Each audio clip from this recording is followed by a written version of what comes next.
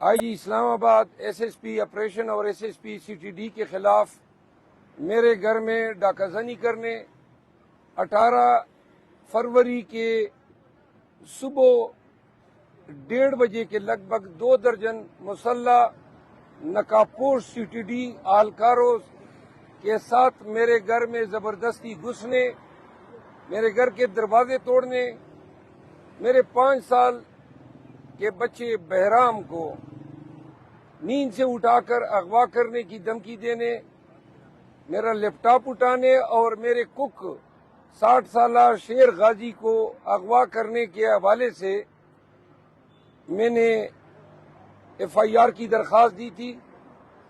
Police نے اپنے افسران کے خلاف پرچہ درج نہیں کیا، جس پر میں ہائی کورٹ آیا۔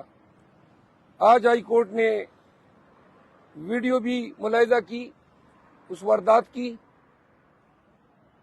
جو جرائم آئی جی اسلام آباد نے کیے ہیں ان کی سزا عمر قید بنتی ہے۔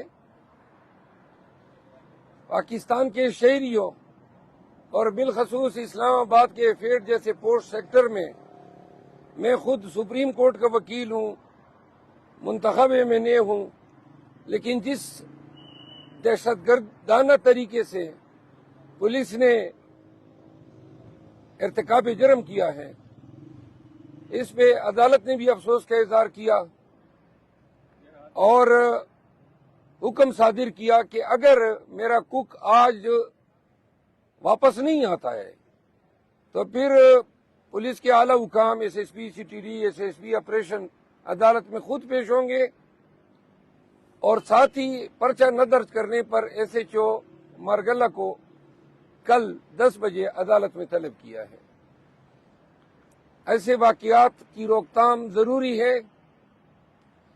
اسلام آباد کی پولیس جرائم پیشہ بن چکی ہے اور وردی میں ملبوس ہو کے ڈاکہ زنی کی کئی وارداتیں یہ پہلے بھی کر چکے ہیں، یہی آئی جی کر چکا ہے، اور ان کی جرأت اب اتنی ہوئی کہ میرے گھر میں گھس کے انہوں نے لیپ ٹاپ بھی چوری کیا۔ میں کل پہلی دفعہ گھر گیا تو پتہ چلا میری کیسی گڑی بھی اڑائی ہے، پرفیوم بھی اڑائے ہیں، یہ ساتھ اٹھا کے لے گئے ہیں۔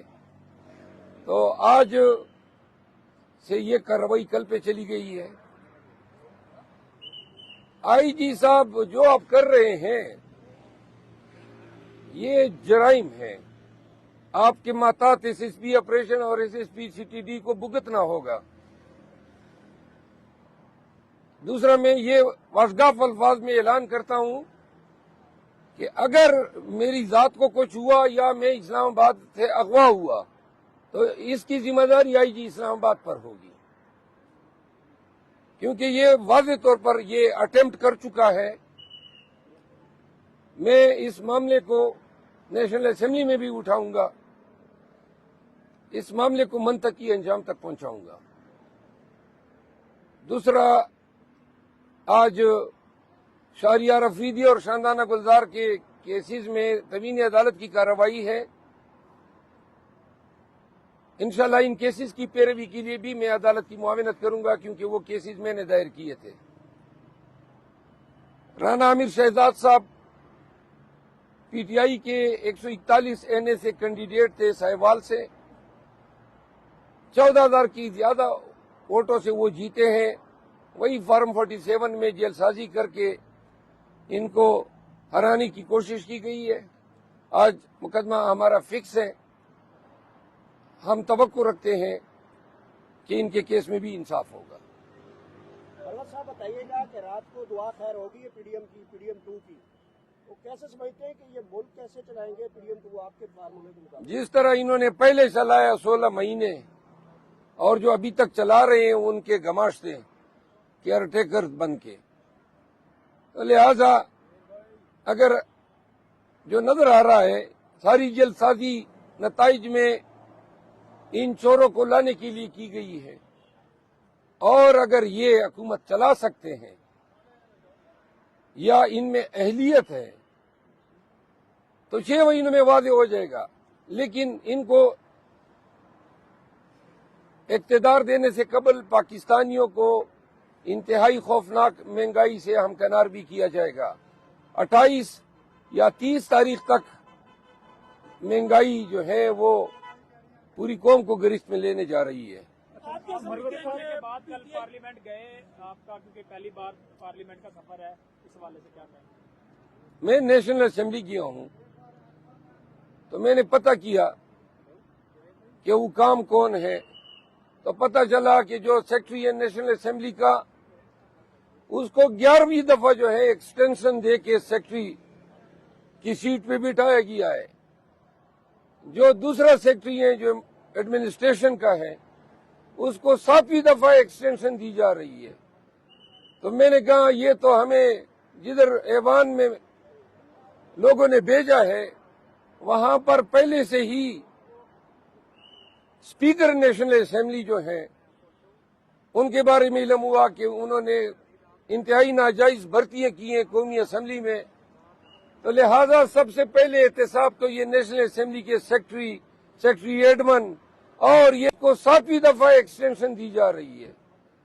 तो मैंने कहा ये तो हमें जिधर ऐवान में लोगों ने भेजा है वहां पर पहले से ही स्पीकर नेशनल असेंबली जो है उनके बारे में इल्म हुआ कि उन्होंने इंतहाई नाजायज भर्तियां की हैं कौमी असेंबली में, तो लिहाजा सबसे पहले एहतसाब तो ये नेशनल असेंबली के सेक्रेटरी एडमन, और ये जो इन्होंने नाजायज भर्तियां की हैं, मैं ऐवान पे सबसे पहला एहतसाब इनका करूंगा और इनके हवाले से बासपुरस करूंगा कि ये पाकिस्तान में टैलेंट का कहत हो गया, अफसरान की कहत हो गई कि ये 11वां दफा किसी आदमी को आप सेक्रेटरी के लिए एक्सटेंशन दे रहे हैं, और करोड़ों रुपए तनख्वाहों की मद में ले जा चुका है।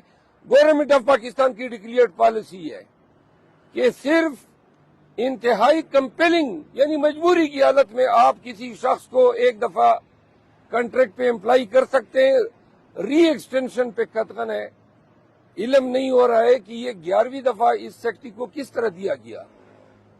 इसी तरह सेक्रेटरी एडमन जो कोई डीएमजी अफसर है वो हजरत बैठे हुए हैं, तो लिहाजा सबसे पहले इनकाउंटर जो हुआ वो भी ऐसे लोगों से हुआ जो कानून साजी कर रहे हैं, खुद कानून के मनाफी ये अपने मनासिब पे बैठे हुए हैं। सर, रात शहबाज शरीफ ने कहा है कि अगर आजाद उम्मीदवार हुकूमत बनाते हैं, उनके नंबर पूरे हैं, तो हम उनको ऐवान में वेलकम भी करेंगे और मुबारकबाद भी देंगे और हमें खुशी होगी। हमारे नंबर तो पूरे हैं, बस ये जो इन्होंने फॉर्म 47 में जेलसाजी करके हमारे नंबर छीने हैं, ये हमें वापस कर दें। अगर थोड़ी सी शर्म व हया है इस शहबाज शरीफ की आंखों में और रत्ती बर ज़मीर है, तो इसको शर्म आनी चाहिए एक ऐसे नशीस पे बैठने से जो इसका हक ही नहीं बनता है।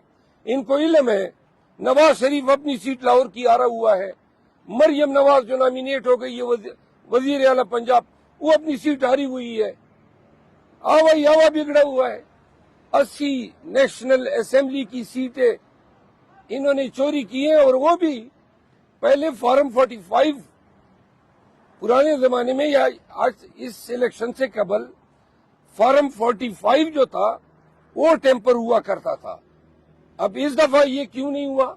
नंबर 1, नवाज शरीफ को ये बताना था कि अवाम ने आपकी ये हैसियत कर दी है, और दूसरा अगर पोलिंग स्टेशनों पे ये ड्रामा होता तो मुल्क भर में लॉ एंड ऑर्डर के मसले होते। तो प्लान बी के तहत इन्होंने फॉर्म 47 जो है उसको टेम्पर कर दिया। मनोज साहब, क्या पीटीआई सरप्राइज दे सकती है वज़ीर-ए-आज़म की जब वोटिंग होगी?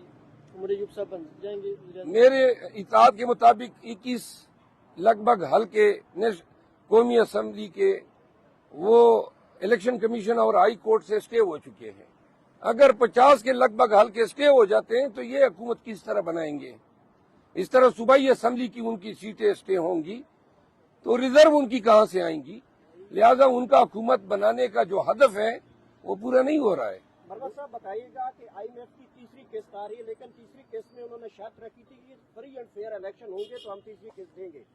तो अब वो तीसरी किस्त दे देगी? किस तरह की इंटरनेशनल रिपोर्ट पाकिस्तान का जो इलेक्शन हुआ उसके ऊपर आप सपोर्ट करेंगे? हमने पहले IMF के साथ डील को सपोर्ट किया था, कतई नहीं करेंगे, ताकि ये पैसे इन चोरों को मिले और ये जनाब फिर जो है बाहर भेजें।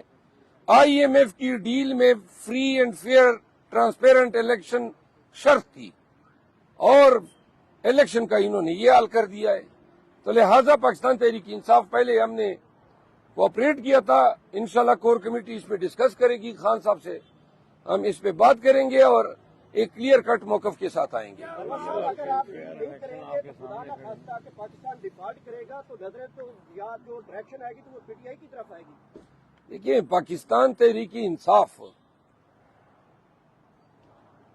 ओवरसीज के बलबूते पे रिमिटेंसीज की मद में इस मुल्क को इन माशी बदतरी से निकाल सकती है।